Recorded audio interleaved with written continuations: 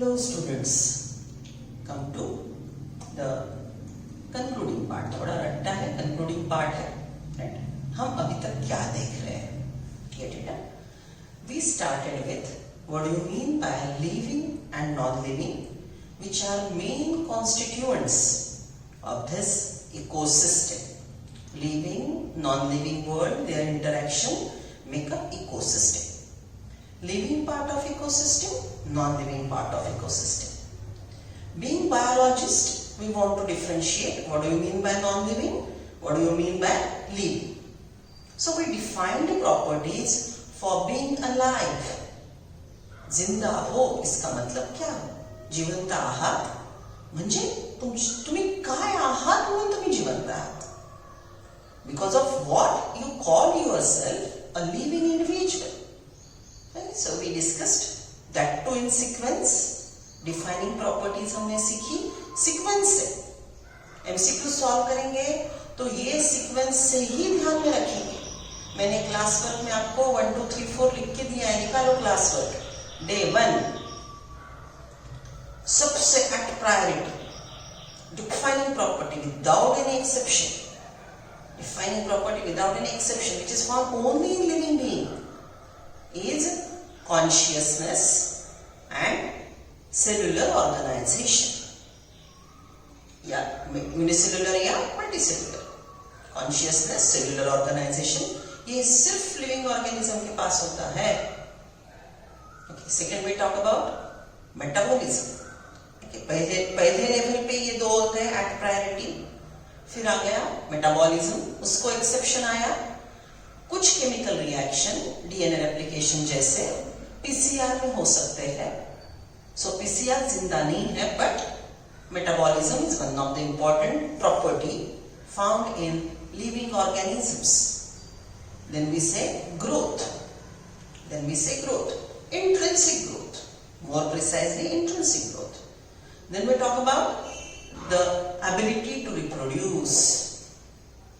It's not compulsory, not found in all. Okay, so we define what do you mean by living. Then we come to diversity. Being alive in this category, how many of this ecosystem are present? ये criteria के अनुसार living organism ये group में diversity के कितने लोग आते हैं? 30 मिलियन. हम अभी तक कितनों को जानते हैं? 1.7 to 1.8 मिलियन. सो अगर इतनी ह्यूज डाइवर्सिटी हमको पढ़नी है, याद रखनी है, रिन्यू करनी है, अपडेट करनी है, रिकलेक्ट करनी है, रिस्टोर करनी है, तो ये जो ह्यूज डेटा है, ये ह्यूज डेटा को हमको क्लासिफिकेशन के लॉजिकल स्टेप वाइज मेथड से एनालाइज करना पड़ेगा. अदरवाइज इतनी डाइवर्सिटी हम ध्यान में रख ही नहीं सकते. हमने औरंगाबाद के स्टूडेंट पॉपुलेशन का एग्जांपल लिया था. Classification, big group is classified into smaller सब ग्रुप, स्मॉलर सब ग्रुप्स, स्टिल स्मॉलर सब groups on the basis of extent of similarity and differences. जो बहुत ज्यादा सिमिलर है वो सबसे छोटे ग्रुप में आएगा.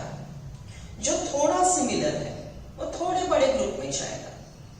राइट? जो सबसे बड़े ग्रुप में है उसमें सिमिलैरिटी का नंबर कम होगा. Okay, take this example. Homo sapiens, we represent species. Right? See are morphology, see are anatomy. देखो दुनिया का कौन सा भी ह्यूमन बीइंग देखो, उसकी मॉर्फोलॉजी देखो. 2 हाथ, 2 पैर, erect posture, right? Number of bones. Okay, सीखा ना लोकोमोशन में. हर ह्यूमन बीइंग का में नंबर ऑफ बोन्स मैक्सिमम लोगों में सेम रहेंगे. 4 चेंबर हार्ट रहेगा, इजंट इट? ओके, हमारा मेटाबॉलिज्म सेम है. ओके, हमारे हार्ट का पोजीशन सेम है. ओके, अगर डॉक्टर बनते हो, इंडिया में हार्ट सर्जरी करते हो, राइट? तो जहां पे हार्ट है, अगर यूएस गए, कहीं और गए, तो उधर के ह्यूमन बीइंग का भी हार्ट वही लेफ्ट टिल्टेड टुवर्ड्स लेफ्ट रहेगा. ऐसा नहीं कि इंसिजन ले लिया, अरे ये अमेरिकन है, इसका हार्ट तो इधर होना चाहिए. ऐसे कभी होगा नहीं. So being a human being belonging to same species, we are morphologically alike, we are anatomically alike. Number of genes, number of chromosomes, 23 pairs. So genetically also we are alike. बराबर? So species को define कर पा रहे हो? Why we are alike? Because our ancestors are common. हम सब के ancestors monkeys है. Monkey से ही हम evolve होते यहाँ तक आ गए. Evolution रुक गई क्या? नहीं, we are still evolving, but the speed of evolution is slow, very slow. Okay, so we cannot see, you cannot say that yes, मैंने evolution देख ली. नहीं, आपको 1,00,000 साल का वो टाइम पीरियड पूरा एनालाइज करना पड़ेगा, डेटा कलेक्ट करना पड़ेगा, फिर आपको पता चलेगा एवोल्यूशन इस डायरेक्शन में प्रोसीड हुई. समझ रहे हो? Right? Okay. So we discussed homo sapien, members of the same species, morphologically alike, genetically alike, right? Then anatomically alike, we have common ancestors. ये होमो सैपियन एक छोटा ग्रुप है. होमो सैपियन एक छोटा ग्रुप है जिसमें बहुत ज्यादा सिमिलैरिटीज है. अब ये होमो सैपियन के ग्रुप में समझ लो आपकी फैमिली, इतना होमो सैपियन का ग्रुप है, आपकी फैमिली एक dot, they are very much alike. Are you getting that? Percentage of similarity in the smallest group are more. Right? Okay. Being alive, अगर हम सबसे ऊपर लिविंग के जो प्रॉपर्टीज हमने लिखे, कौन कौन लिविंग है? Animal, plant, fungi, right? Then amoeba, bacteria, हम सब लिविंग है. ओके, तो हम में सिमिलैरिटीज क्या है? ये 5 डिफाइनिंग प्रॉपर्टीज जहां से हमने लेसन शुरू किया. So all living organisms on this planet show 5 basic similarities. Members of the species, छोटा group, shows many more similarities. So bigger the group, lesser the similarity, smaller the group, more the similarity. Right? Okay. So we started lesson with this. Because we want to deal with diversity, we take help of classification. अब classification करोगे तो हमको systematic step follow करेंगे. Classification करेंगे किसका? Material collect करके लाना पड़ेगा. So for study classification we go in field. याद है ना, ट्रिप गए थे गौताड़ा, right? Okay. So we go to field and what we did? We collected material, specimen. So first step collection, second step description, characterization, third step identification. Unknown organism को known organism से relate करना, इसको हमने बोला characterisation. Right? Then classification, जिसके जैसा वो दिखता है, अननोन ऑर्गेनिज्म ये ऑर्गेनिज्म जैसे दिखता है तो उसको ये ग्रुप को अलॉट कर दो. Unknown organism is resembling with this group, the step is called identification. Allotment of this to this, unknown organism को नोन ऑर्गेनिज्म के ग्रुप में अलॉट कर देना, classification. And by using binomial nomenclature given by Carolus Linnaeus, binomial nomenclature given by Carolus Linnaeus, what we did? we follow the last step, that is nomenclature. हमने 5 step देखे: collection, description, characterization, right? Then identification, classification, nomenclature. ये 5 step हमने देखे, right? Okay? ये 5 step मिला के हमने कौन सी ब्रांच देखी? टेक्सोनॉमी. कौन सी ब्रांच देखी? टेक्सोनॉमी. बच्चों ये एग्जांपल बहुत अच्छा है टेक्सोनॉमी के लिए. ये एग्जांपल बहुत अच्छा है. See, taxonomy is like establishment of library. Taxonomy is like establishment of library. देखो आपके पास एक लाइब्रेरी है, उसमें 10 लाख बुक ऑलरेडी पड़े हैं. लाइब्रेरी जानते हो कैसी होती है? बड़ा बिल्डिंग होता है, बहुत सारे compartment, and it is well classified. Library में जाते बराबर साइंस, आर्ट्स, कॉमर्स, साइंस में फिर subject, right, maths, biology, chemistry, physics. Biology में गए तो genetics, botany, zoology, right. Botany में गए तो उसमें भी morphology, anatomy, physiology, isn't it? बड़ी library classified into subjects. One subject classified into sub-subject. Sub-subject are classified further into subjects. Right? Okay. So this is previously established plan. Right? By following those rules, by following those laws, the library is established, arranged. Meaningful, lawful arrangement is taxonomy. Library, taxonomy, library में books होते हैं, taxonomy में plants, animal होते हैं। Library books arrange करती है, taxonomy classified plant, animal, अलग अलग ऑर्गेनिज्म को अरेंज करती है। Are you getting taxonomy and library? Library is previously established plan, classified established plan.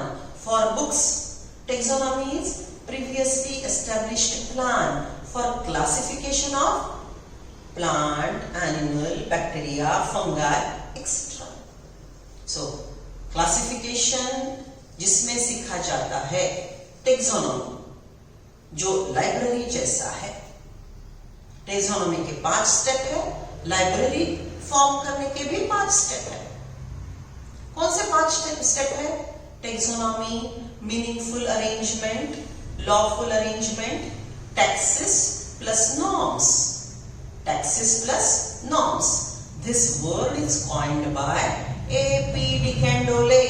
This word is coined by A.P. de Candolle.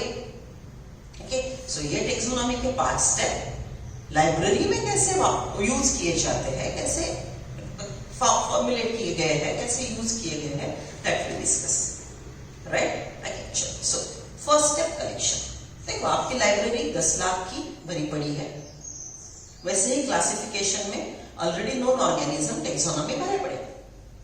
अब आपने नए ऑर्गेनिज्म ढूंढे, तो लाइब्रेरी जिसमें ऑलरेडी क्लासिफाइड है उसमें हमने नए बुक्स ऑर्डर किए। देखो मैं दोनों चीजें एट ए टाइम बोल रही हूं, कंफ्यूज नहीं होना है, ठीक से सुनो। Taxonomy established lawful, meaningful arrangement of organism. Library is same arrangement of book. अब established library में आपको नए बुक ऐड करने हैं। आपने और 1 लाख बुक ऑर्डर कर दिए।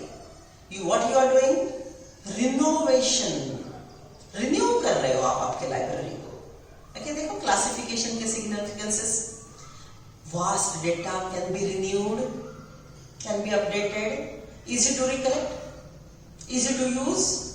लाइब्रेरी में जाओ, 10 लाख नहीं 1 करोड़ बुक होने दो, 1 करोड़ एंटर इन। लाइब्रेरियन को बोलो ये, वो बोलेगा वो वहां पे रखा है, highly classified. Are you getting that? Plan classification का पक्का है, आप जाओगे बुक लेके आओगे। अगर आपने क्लासिफिकेशन नहीं किया, अगर आपने मीनिंगफुल अरेंजमेंट बुक का नहीं किया, तो लाइब्रेरी कैसे होगी? देखो लाइब्रेरी में 1 करोड़ बुक्स पड़े हैं। आप लाइब्रेरी के अंदर गए, लाइब्रेरियन को पूछा ये बुक है? वो बोला हाँ है ना, कहाँ पे? ढूंढ ले। Are you getting me? अगर आप क्लासिफिकेशन नहीं फॉलो करेंगे तो आपके पास है, लेकिन आपको वो टाइम पे नहीं मिलेगा। वो आपको टाइम पे नहीं मिलेगा। टाइम पे नहीं मिलेगा मतलब झट से नहीं मिलेगा। You may get work made for 1 day, 2 day और may be for months, then only you will get that book, right. Okay, so library है, लाइब्रेरी में बुक्स क्लासिफाइड रखे हैं। आपने और 1 लाख बुक मंगवाए, इजंट इट कलेक्शन? नए बुक का कलेक्शन, राइट। अब आपने बुक को देख लिया, अब बुक को डिस्क्राइब वहां पे किया है, उसका सब्जेक्ट लिखा है, ऑथर लिखा है, बुक का डिस्क्रिप्शन वहीं पे लिखा है। सो वो डिस्क्रिप्शन फॉलो करके आप क्या करेंगे, लाइब्रेरी में एंटर करेंगे। जस्ट इमेजिन आपके हाथ में एक ह्यूमन हार्ट का बुक है और एक हाथ में what is DNA, what is RNA, right, what is gene, what is Mendel's contribution, genetics का है। तीसरा है प्लांट के टोटल फिजियोलॉजी का। एक जू का बुक है, बॉटनी के फिजियोलॉजी का है और जेनेटिक्स का है, राइट। सो अब हम as I deal with botany and genetics part, let us deal with this. आप ये दो बुक लेके लाइब्रेरी में एंटर कर गए। ओके, तो जाते बराबर आपने बायो डिपार्टमेंट देखा। बायो डिपार्टमेंट में जाने के बाद आपको दो रूम दिखे। ओके, एक थी हार्डकोर बॉटनी की, दूसरी जेनेटिक्स की, तीसरी जू की। जू से तो आपका अभी काम नहीं था, तो आप एक बुक लेके जेनेटिक्स के डिपार्टमेंट में गए। अब जेनेटिक्स में आपको chromosomal theory, gene expression, protein synthesis, gene regulation, genetic disorder, right, DNA fingerprinting, then DNA recombinant technology, आज का booming branch, database analysis, bio genetics related statistics, इतने पूरे कंपार्टमेंट दिखे।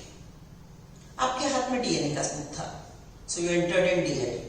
अब एक रैक था, वो रैक में ऊपर ए डीएनए, बी डीएनए, सी डीएनए, ओके, डीएनए के टाइप होते हैं।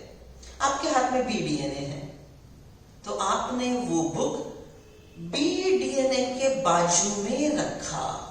ठीक से समझो बच्चों। हाँ, आप जेनेटिक्स के कंपार्टमेंट में चले गए तो क्या बुक कहीं पे भी रख दोगे? नहीं, आपने वो नया बुक ऐसे बुक के बाजू रखना है। You are suppose to keep the new book near that book which is close relative of this book.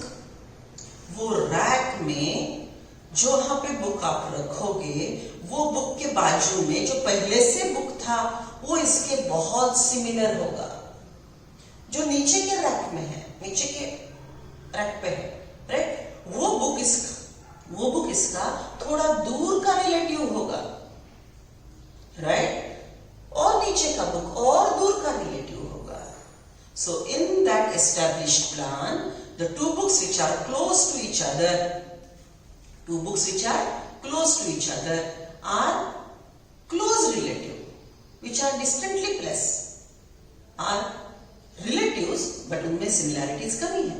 जो और दूर है, they are also relatives, उनमें similarities है, लेकिन differences भी ज्यादा है। So see what you did.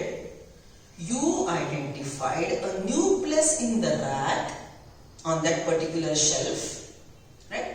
वो पूरे रैक में नए बुक के लिए आपने एक जगह आइडेंटिफाई की। पूरे रैक में नए बुक के लिए आपने ऐसी जगह आइडेंटिफाई की जो बाजू में इसका क्लोज रिलेटिव रखती है। Identifying a right place for new book, new organism in a previously established plan of classification is called identification. तो आपने क्या किया? नए बुक, ये बुक को बहुत सिमिलर है, ये आपने जान लिया। So comparing new book, new organism with known previously classified organism, it's called identification. Unknown organism को नोन प्रीवियसली क्लासिफाइड ऑर्गेनिज्म से कंपेयर करना, उससे सिमिलर है ऐसा बोलना, ये प्रोसेस को बोलते हैं identification, right. Okay, so what you did, identification. Okay, अब आइडेंटिफिकेशन हो गया तो आप क्या करेंगे? उसको क्लासिफाई करेंगे, वो बड़े ग्रुप को। The book is allotted to genetics, The book is allotted to biology. अपने आप उसका क्लासिफिकेशन हो गया, राइट। ओके, अब यहाँ पे बुक का नॉमेनक्लेचर ऑथर ने ऑलरेडी कर चुका है, लेकिन टेक्सोनॉमी में आप नए ऑर्गेनिज्म का नाम आप दोगे because you are author, who you are? Author. What do you mean by author? आपने वो स्पीसीज सबसे पहली बार ढूंढी, आपने वो स्पीसीज सबसे पहली बार ढूंढी, उसको डिस्क्राइब किया, so you are a author. समझ रहे हो? Right? So taxonomy is like establishment of library. Taxonomy is previously established plan, meaningful, lawful arrangement of organisms. Right? अब देखो, लाइब्रेरी में ही हमको सबसे बड़ा जो एरिया मिला, सबसे बड़ा पूरी लाइब्रेरी इज लाइक सबसे biggest category, are you getting me? Highest rank kingdom, जिसमें पूरे बुक्स इंक्लूडेड है, पूरे लिविंग ऑर्गेनिजम्स है। राइट? ओके, सो अब ये लाइब्रेरी को हमने अलग अलग कंपार्टमेंट में बांटा है, बड़ा कंपार्टमेंट, छोटा और छोटा और छोटा। तो बड़े कंपार्टमेंट को हम बोलेंगे हाईएस्ट कैटेगरी, सबसे छोटे कंपार्टमेंट को बोलेंगे lowest category. Right? So for studying taxonomy we need categories and taxa. बराबर? अब देखो, कैटेगरी टेक्सा के लिए मैंने ये डायग्राम आपको इसके पहले उतार के बताई थी। Category and taxa, it is hierarchical classification. इसको हमने क्या बोला था? Hierarchical classification. Right? Taxonomic hierarchy, specific arrangement. Okay, so for this we use 7 categories, compulsory categories, obligate categories, which are there. सबसे हाईएस्ट स्टेप पे, ओके, रैंक 1 पे कौन बैठेगा? Right? Category rank 1, it is kingdom. Second is division or phylum. For plants we use the word division, for animal same, यही step पे अगर plant बैठता है तो ये स्टेप को हम बोलेंगे डिवीजन, यही स्टेप पे अगर एनिमल बैठता है तो ये स्टेप को हम बोलेंगे फाइलम। राइट? देन क्लास, ये स्टेप का नाम है क्लास, ये स्टेप का नाम है ऑर्डर, ये स्टेप का नाम है फैमिली, ये स्टेप का नाम है जीनस, और लोएस्ट स्टेप का नाम है स्पीसीज। लोएस्ट स्टेप का नाम है species. Right? Okay, so these are the 7 obligate categories used in classification. But are they the things only इतने ही exist करते हैं? No, there can be kingdom, sub-kingdom, division, subdivision, class, subclass, right? Order के नीचे आता है series, right? Okay, we'll repeat it. Okay, what is that? Kingdom, subkingdom, division, subdivision, class, subclass, right? Then यहाँ पे आएगा class और order के बीच में आएगा series, right? Then order, series के नीचे आएगा order, ऑर्डर के बाद आएगा family, right? Genus, species, right? Species के बाद आता है sub species, variety, form. Sub species के नीचे भी देखो कितने हैं, species, sub species, variety, right, form. मतलब अगर डिटेल में जाना चाहे तो नंबर ऑफ कैटेगरीज बढ़ेंगे। कंपल्सरी क्लासिफिकेशन में हम 7 कैटेगरीज यूज करते हैं, ऑब्लिगेट कैटेगरीज। राइट? जब हम नोट्स देंगे और ये चैप्टर डिटेल में एडिशनल पॉइंट के साथ सीखेंगे तो मैं आपको ये पूरे कैटेगरीज के नाम लिखवा के दूंगी। आप खुद को अभी समझ के खुद का एनसीईआरटी के नोट्स बनाओ, एडिशनल मटेरियल पूरा मिलेगा, just hold on. Right? Okay, so these are 7 categories. 7 category में जीनस और स्पीसीज जिनको हमने बाइनोमियल नॉमेनक्लेचर में यूज किया, जीनस और स्पीसीज जिनको हमने बाइनोमियल नॉमेनक्लेचर में यूज किया, उसको हम बोलते हैं minor categories. And this remaining categories kingdom to family, kingdom to family, इसको हम बोलेंगे major categories. Right? So follow me. Taxonomic hierarchy, taxonomic hierarchy includes 7 obligate categories. These are kingdom, division or phylum, division or phylum, class, class, order, order, family, family, genus, genus, species, species. These are 7 obligate, obligate मतलब compulsory. Among this kingdom, division, phylum, class, order, family are major categories. Genus, species are minor categories. Genus and species are minor categories. Right? Okay? So, what we classify categories of taxa में हमने क्या बोला? Name of the step is a category.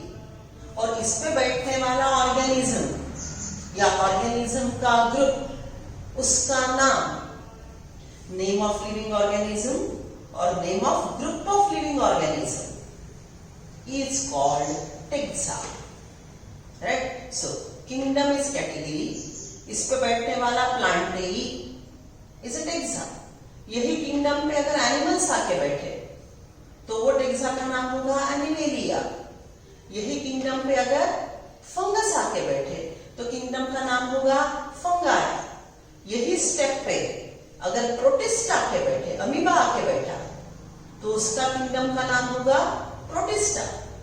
यही step पे अगर bacteria आके बैठे तो वो ग्रुप का टेक्सा का नाम होगा Monera. Right? So remember, kingdom Plantae ये स्टेप पे 5 टेक्सा बैठ सकते हैं. किंगडम ये स्टेप पे, रैंक पे, कैटेगरी में 5 टेक्सा बैठ सकते हैं. Which are those 5 taxa? Monera, Protista, Fungi, Plantae, Animalia. Monera, Protista, Fungi, Plantae, Animalia. Right? These are the 5 taxa. These are the 5 taxa allotted to this category. Right? So what we wrote? Differences देखो.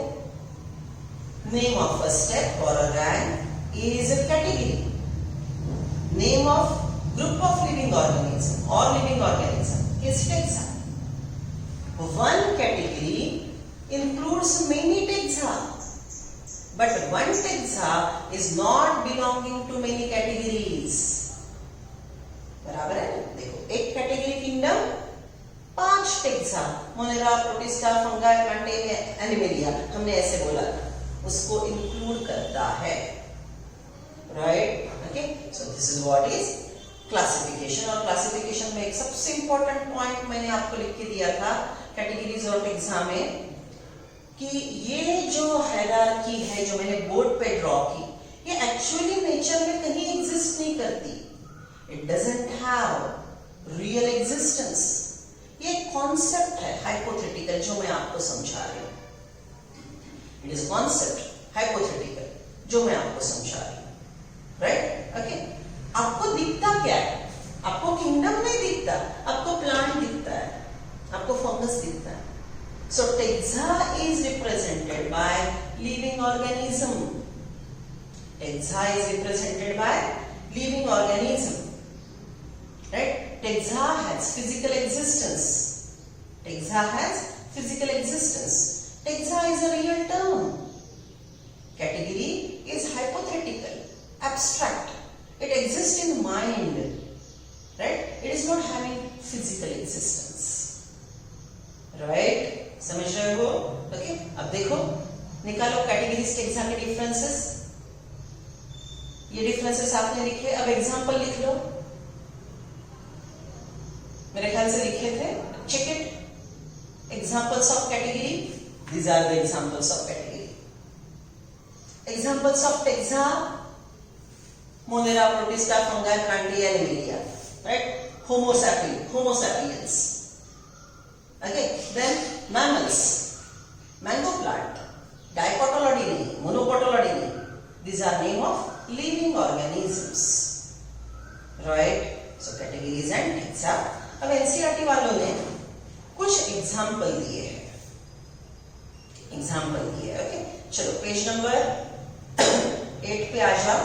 You will get that category and exam, right. और page number 9 पे देखो, ये पूरा explanation है, right. So see, species lowest category, similar species are belonging to same genus, similar genus are allotted to family, similar families are allotted to order, similar orders make up a class, similar classes are belonging to one division and many divisions, right. The divisions, wait a second, the divisions which are similar are allotted to kingdom, बराबर. So species सबसे छोटा group है, species सबसे छोटा group है. Similar species को बला के जीनस बनेगा. चलो एग्जांपल दे दूं. आपने जो देखा है, ठीक है, यहाँ पे भी दिया है लेकिन एनिमल्स का दिया है तो मैं प्लांट का देती हूँ. आपने बैनियन ट्री देखा, वडाचं झाड. पीपल ट्री देखा, ओके.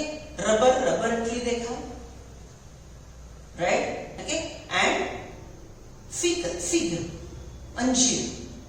सो 4 ट्री वेरी कॉमन, आपने देखे होंगे. उसमें का पता नहीं, फिग नहीं देखा होगा, but you know banyan tree, you know rubber, right. या तो प्लांट देखा होगा रबर का. रबर का उतना ही बड़ा ट्री होता है जितना बैनियन का होता है, right. So banyan tree, rubber tree, right.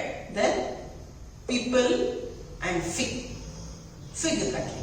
ये 4 बड़े बड़े ट्री बहुत सिमिलर है. ओके, अब आप जैसे मैं बैनियन ट्री बोलती हूँ ना, तो आपको वो बड़े बड़े उसके प्रो फ्रूट्स, वडाच्या पारंब्या, ठीक है, वो आपके दिमाग में आ गया, बराबर. सो बड़े बड़े जो प्रो फ्रूट्स बैनियन ट्री बनाता है, वैसे छोटे ये लोग भी बनाते हैं, लेकिन आपने नोट नहीं किया. सो इजंट इट सिमिलैरिटी. ओके, दिखने में बड़े ह्यूज है, उनका मॉर्फोलॉजी सिमिलर है, लेकिन अगर आप डिटेल में जाओगे ना, इसका लीफ का शेप, इसका लीफ का शेप, ओके, तो लीफ के शेप में अंतर है. देखो पीपल एंड बनियान का लीफ आपने देखा होगा. सो जनरल मॉर्फोलॉजी सिमिलर. ओके, ये 4 प्लांट 4 स्पीसीज के हैं जो एक ही जीनस को अलॉट करते हैं. Banyan, rubber, peepal, fig are the 4 different species which are belonging to common genus ficus. आंखों के सामने वो ट्रीज ला, वो सब बेंगोलिन्सिस सगळे वडाचे झाड एक स्पीसीज, सब रबर प्लांट दूसरा स्पीसीज, सब फिग के प्लांट तीसरा, सब पीपल के प्लांट चौथा स्पीसीज. ये 4 स्पीसीज एक ही जीनस को अलॉट करते हैं, फिकस. उनके लीफ की मॉर्फोलॉजी अलग है, लेकिन उनका अगर आप फ्लावर देखोगे, रिप्रोडक्टिव स्ट्रक्चर याद है ना, 10th में आपने सीखा था, flower is sex organ involved in sexual reproduction. Flower is sex organ involved in sexual reproduction, बराबर. तो ये सब के फ्लावर एक दूसरे से बहुत ज्यादा सिमिलर है, लेकिन जनरल मॉर्फोलॉजी थोड़ी डिफर करती है. ओके, समझ रहे हो. सब पीपल के ट्री दिखने में एक जैसे, लीफ एक जैसा, फ्लावर एक जैसा, सब पीपल के ट्री. पीपल को बैनियन से कंपेयर करो, लीफ का शेप बदलेगा, लेकिन फ्लावर का स्ट्रक्चर सिमिलर रहेगा. समझ रहे हो, right. So this is how classification is done. This is how classification is done, by considering their morphological characters, anatomical character, cytological characters, DNA का प्रकार. Okay, so this is how different varieties of taxonomy exist. बराबर. So these are the categories. Okay, अब similar species से genus बनता है. आपके book में क्या एग्जांपल दिया? बटाटा पहला, बटाटेनो, वांगो पहला, right? Okay, so brinjal and potato are 2 species belonging to same genus, right? Okay, bhendi ambadi and hibiscus rosa sinensis, जास्वंदाचं झाड, भेंडीचं झाड, ambadi, right? They are different genus. Wait a second. Bhendi, lady's finger, hibiscus, right? Okay, they are different species belonging to same genus. बराबर? तो अब इन्होंने ये जो example दिए हैं वो हम लिख लेंगे. ओके, रट्टा भी मारेंगे. चलो, come to page number 8. Take out pen, pencil, book साथ में रखो. Page number 8.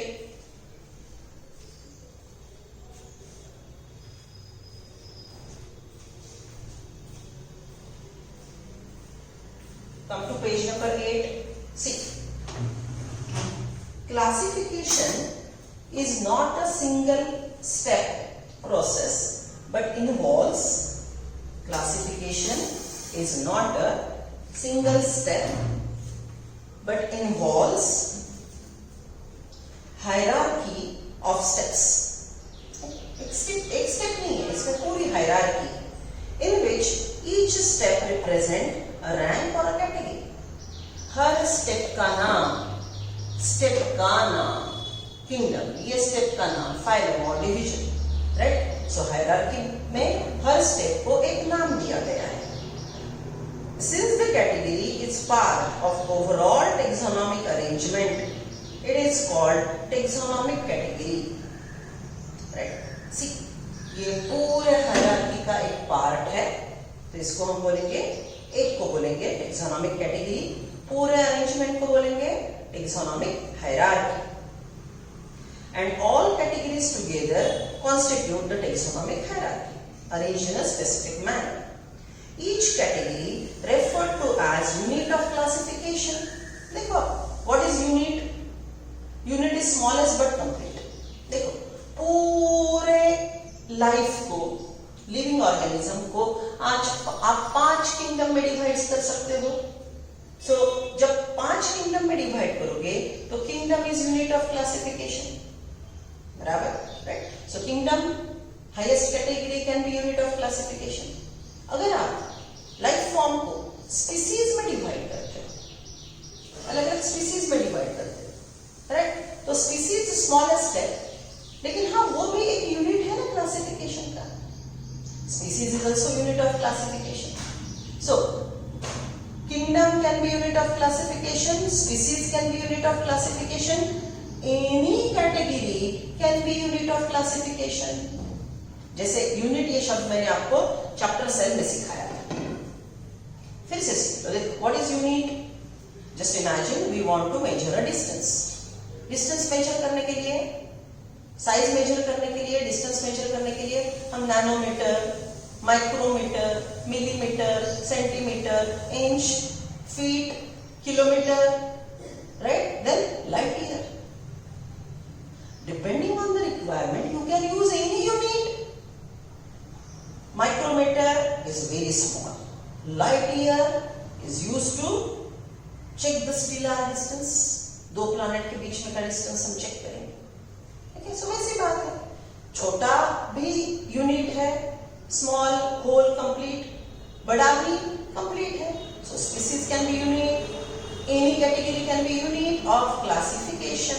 So that is what they said. Each category referred to as unit of classification in fact represents a rank and is commonly termed as taxon. Right? चलो, taxonomic categories and hierarchy can be illustrated by example. It can be illustrated like this by example. Insects present in a group of organisms sharing common features like 3 pair of joined legs means insects are recognizable concrete object which can be classified and thus were given a rank or category. Living organism के group का नाम insect, उनके property के अनुसार वो एक particular category को allot होगा. Can you name other such group of organism?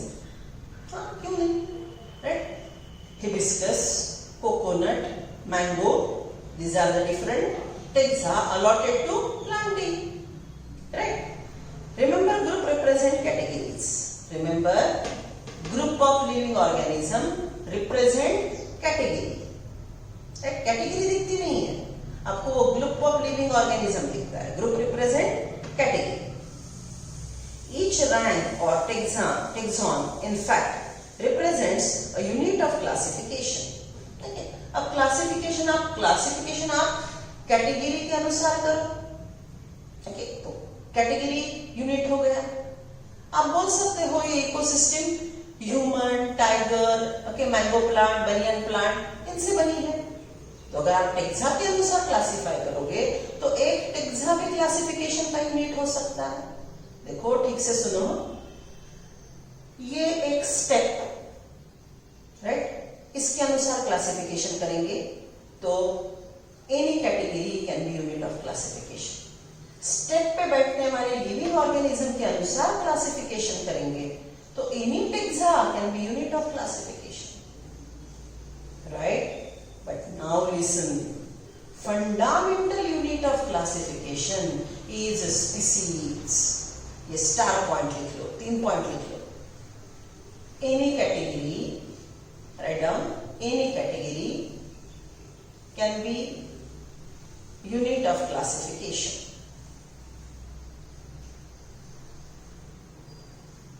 Any taxa can be unit of classification. But fundamental unit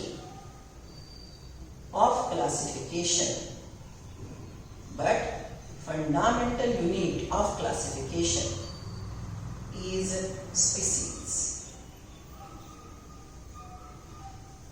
But fundamental unit of classification is species. लिख लिया, राइट। Why fundamental? आप बोलेंगे ma'am ऐसा क्यों बोल रहे हो? See, स्पीसीज की डेफिनेशन नेचर ने की है, किंगडम की डेफिनेशन हमने की है कि ऐसे ऑर्गेनिज्म एक किंगडम में होंगे, वैसे ऑर्गेनिज्म दूसरे किंगडम में होंगे। फ्लावरिंग प्लांट को एंजियोस्पर्म बोला जाए, ये हमने डिसाइड किया है। लेकिन स्पीसीज को, जो मैंने बोला, कॉमन एंसेस्ट्री है, सेम क्रोमोसोम का नंबर है, ये आपने और मैंने डिसाइड किया।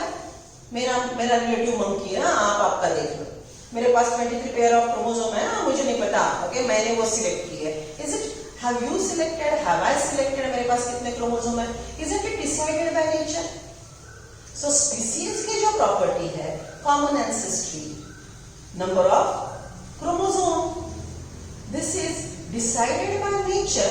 सो स्पीसीज ग्रुप नेचर ने डिसाइड किया है। बहुत इंपॉर्टेंट बात डिस्कस कर रहे हैं हम, अच्छे से सुनो।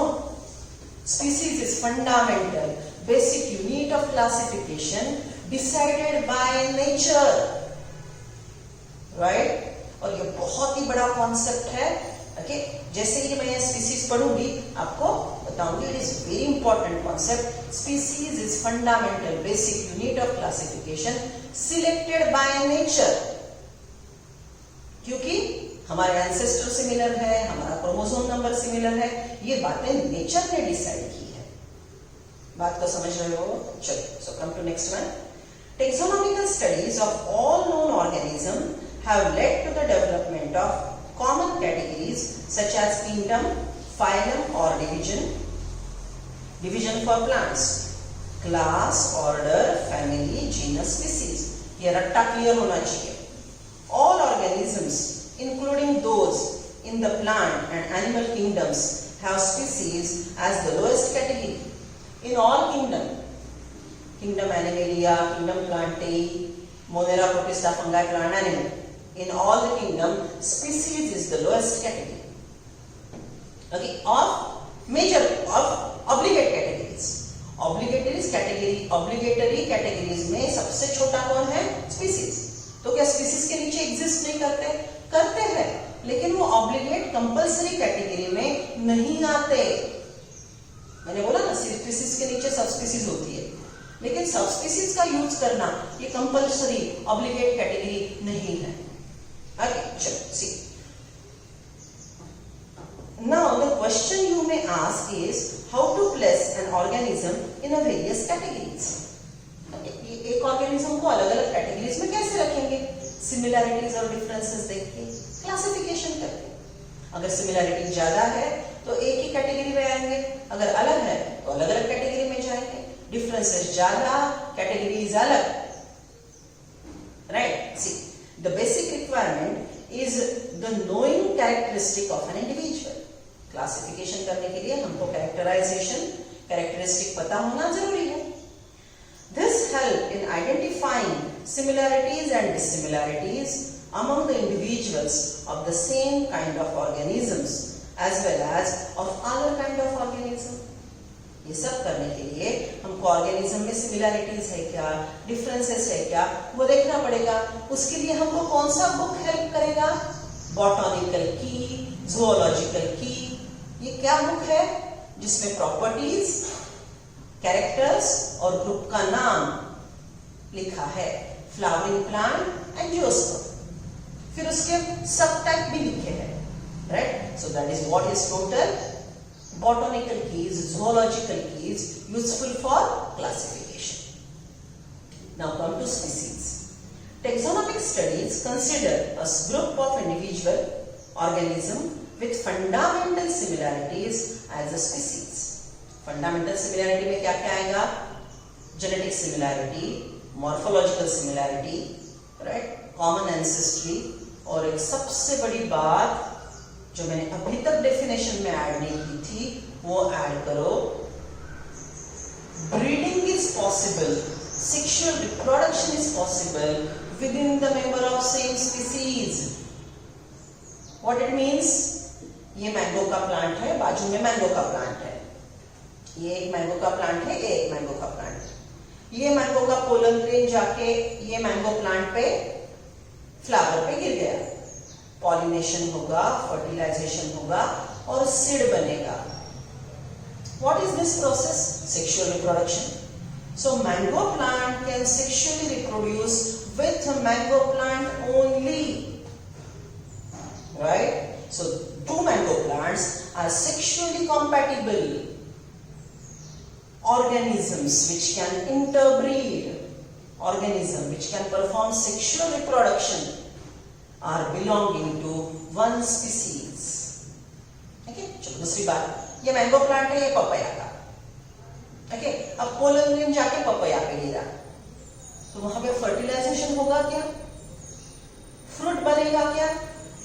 पा मैंगो खाने का इरादा है, पा मैंगो, पपाया और मैंगो का कॉम्बिनेशन, क्या ये पॉसिबल है?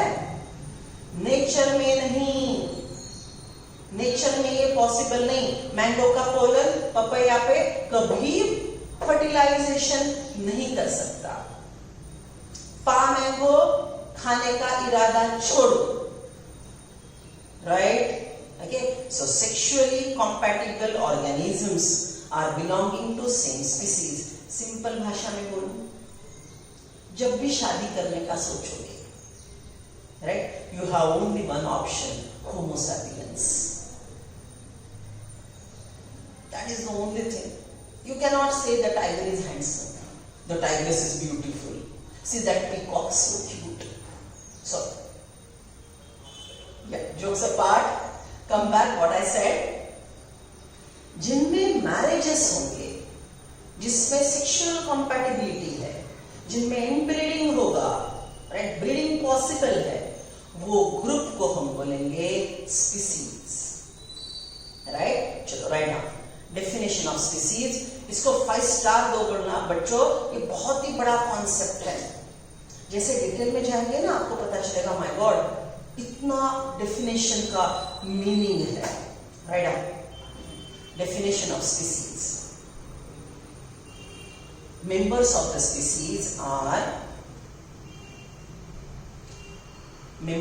species are morphologically, genetically, biologically similar.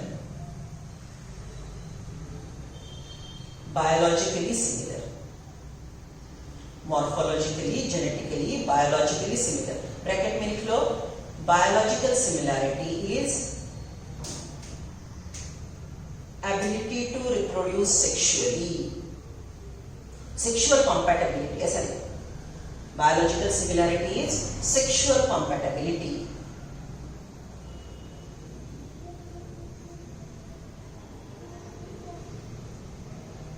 Biological similarity is sexual compatibility. Okay, bracket close. Right? Okay, इसके नीचे लिख लो. This concept of species, ये definition हमने अभी लिखी. This concept of species is given by John Ray. John, John Ray, R-A-Y. Great contribution माना जाता है इसको. राइट, हाउ विल डिस्कस, धीरे धीरे पता चलेगा. Okay, write down next one. Members of the species also show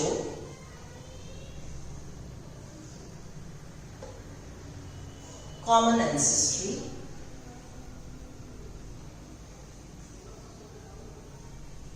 and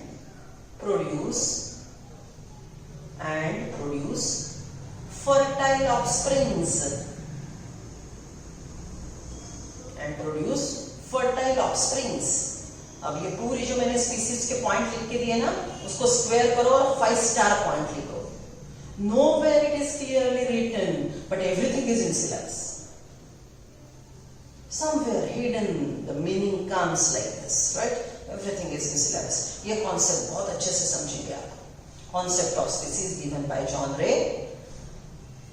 Morphologically similar, genetically similar, biologically similar means having the ability to reproduce sexually, sexual compatibility. They have common ancestry and produce fertile offspring. मतलब अगर आपने horse को horse से cross किया तो baby भी horse रहेगा. Horse is one species, another horse is of same species. So two members of same species are crossed. उनमें आपने ब्रीडिंग कर लिया तो नेक्स्ट जनरेशन भी हॉर्स रहेगा. और वो नेक्स्ट जनरेशन वाला हॉर्स फिर किसी के साथ शादी करेगा तो हॉर्स ही होगा. 2 हॉर्स का बच्चा फर्टाइल है. 2 हॉर्स का बच्चा फर्टाइल है. Right, so that is fertile offspring, मतलब जो रिप्रोडक्शन कर सकता है. Right, okay. अगर आप हॉर्स को डोंकी से क्रॉस करते हो, horse is different species, donkey is different species. Horse और डोंकी को क्रॉस करते हो तो नेक्स्ट जनरेशन स्टराइल रहेगा, म्यूल खेचर. बात को समझ रहे हो? Right, okay. अब ये लिविंग फर्टिलिटी स्टेबिलिटी वो लिविंग वर्ल्ड के स्टार्टिंग वाले पॉइंट से रिलेट मत करो. वो अलग कॉन्सेप्ट था, ये अलग कॉन्सेप्ट है. ये स्पीसीज का कॉन्सेप्ट है. Right, star point. चलो, let us complete species. One could be able to distinguish one species from other closely related species based on distinct morphological features. Let us consider Mangifera indica. Underline करो, उसके ऊपर लिखो mango. Mangifera indica, mango. Solanum tuberosum, potato. Panthera leo, lion. All the 3 names indicate, right? ये all the 3 names, indica, Mangifera, Solanum, Panthera, are genera, generic name. Binomial nomenclature का first part, generic name. Right? So what are the generic name? Mangifera, Solanum, Panthera are generic name and represents another higher level of taxon or category. Right? So Mangifera, then Solanum and Panthera ये step पे बैठने वाले organism है. Genus step पे बैठने वाले organism है. ये स्टेप पे बैठे, बराबर. Now come to this. Are genera and represent another higher level of taxon or category. Each genus may have one or more species. Right? अगर हम अब जीनस मैंजिफेरा की बात करते हैं तो उसमें अलग अलग प्रकार के मैंगोज आएंगे, अलग अलग स्पीसीज आएंगे. राइट, अलग अलग प्रकार के जीनस यहाँ पे बैठा है मैंजिफेरा. तो उसके स्पीसीज अलग अलग रहेंगे, मैंगो के प्रकार रहेंगे, बराबर। सी now each genus may have one or more than one species epithet. Species epithet याद करो, मैंने आपको सिखाया था। Mangifera is first part of binomial representing generic name. Indica is a species epithet. Generic name plus species epithet make up a binomial of one species. एक species के binomial में जो दो पार्ट आते हैं, पहला पार्ट है जेनेरिक नेम और दूसरे पार्ट को क्या बोलेंगे, species epithet, right. Each genus may have one or more than one species epithets representing different organisms but having morphological similarities. मैंने बोला ना, people tree, banyan tree, rubber tree morphological similarities रखते हैं लेकिन पूरे सिमिलर नहीं है।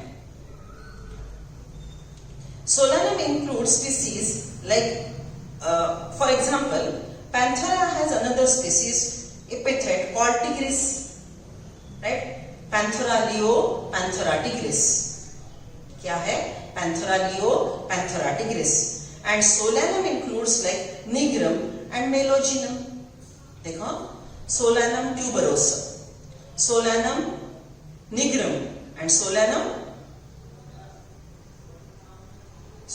melogena, right? ये तीन नाम है, बराबर। So Solanum tuberosum potato and Solanum melogenum brinjal वांगो, right? So हम इसको ऐसा लिख सकते हैं। See, I write down genus Solanum, इसमें स्पीसीज आएंगे ट्यूबरोसम, आप पूरा नाम लिख लो, nigrum, melongena, right. So Solanum tuberosum is potato, right. Solanum melongena is brinjal. ये आप नहीं जानते हो, इसको आपने नहीं देखा है, वाइड वैरायटी है जिसको हम नहीं खाते, हम जो खाते हैं वही देखते हैं ना, समझ रहे हो? चलो, सो humans being belong to same species sapiens, human beings belong to the species sapiens, which is grouped in genus Homo. The scientific name thus for human being is written as Homo sapien, right? So ये नाम इसका रट्टा we'll see in next lecture. Okay, go through it. And आज मैंने थोड़ा syllabus में है जो सिखाया, लेकिन एनसीईआरटी में डिटेल्स नहीं दी है। So please remember that concept of